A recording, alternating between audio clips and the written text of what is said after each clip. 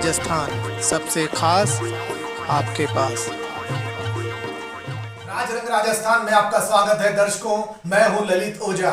देखिए आज की खास भीलवाड़ा के इस दिव्य पवित्र भक्ति में शौर्य और तेज में भूमि के समस्त पत्रकार बंधु और उपस्थित सनातन संस्कृति और भारत के राष्ट्रवाद में विश्वास रखने वाले लोगों को प्रणाम करता हूं, आपका अभिनंदन करता हूं। आज वो महापर्व पूर्ण हुआ है। अब चलेंगे, अटकलें चलेंगे 2 दिन तक, ये बनाएंगे। भविष्यवाणी हम नहीं करते, वो तो पत्रकार आप करते हो। आप ओपिनियन पोल भी देते हो, एग्जिट पोल भी देते हो।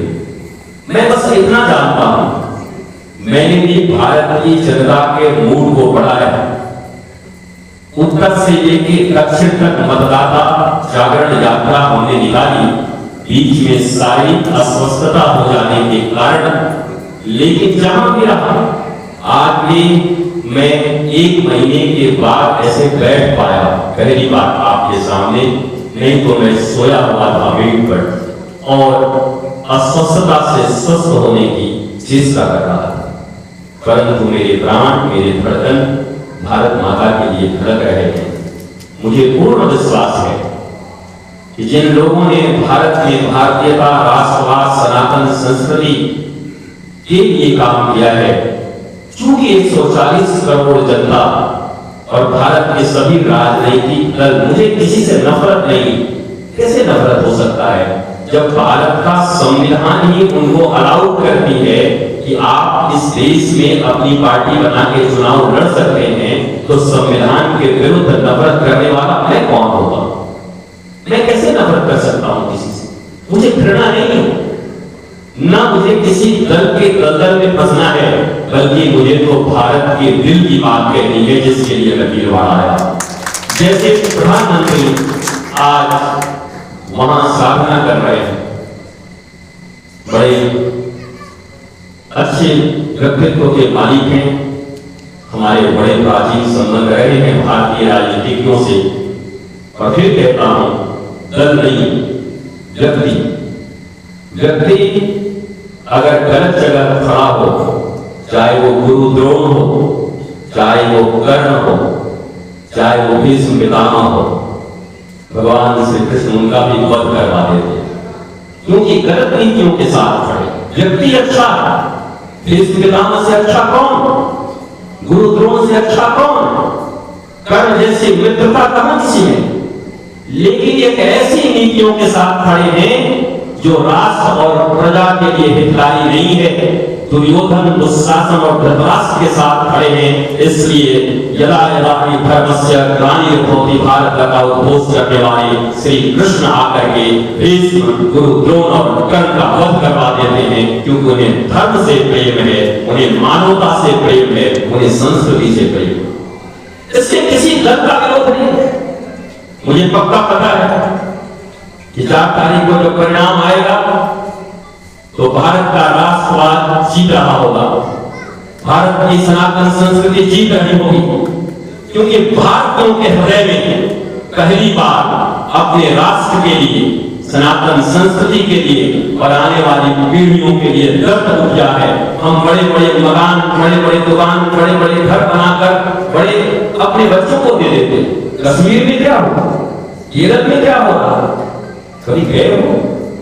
वो भी बड़े बड़े बागीचों के मालिक थे, केसर की क्यारियां थी, डल झील में चल रहे जहाज उनके थे।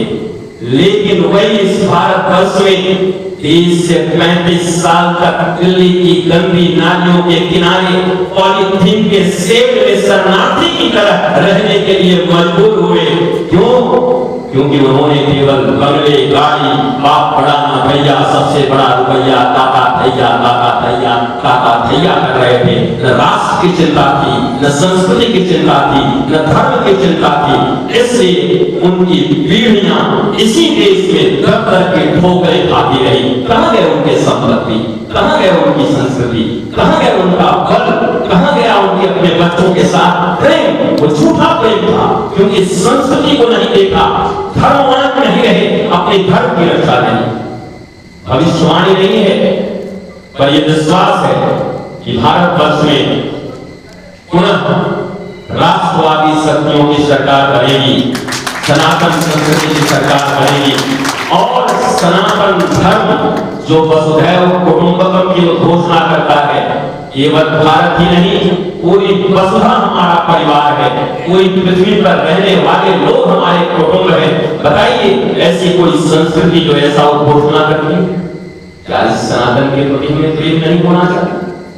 मैं आज प्रातः ही याद कर रहा था कि कैसे अभी कुछ दिन पहले जब प्रधानमंत्री जी हमारी मुलाकात हुई तो एक लंबे समय के बाद हुआ, आई थिंक 20 वर्षों के बाद जब मुख्यमंत्री जी बातचीत होती थी, मिले तो उन्होंने कहा मैं अभी भी जवान हूं। मैं कहा बिल्कुल जवान हूं जी, और ये लोग 2.5 करोड़ माला जप करके मैं ले रहा हूं और राष्ट्र की गद्दी पर पुनः विराजमान होकर मां भारत की सेवा और बड़े आनंद।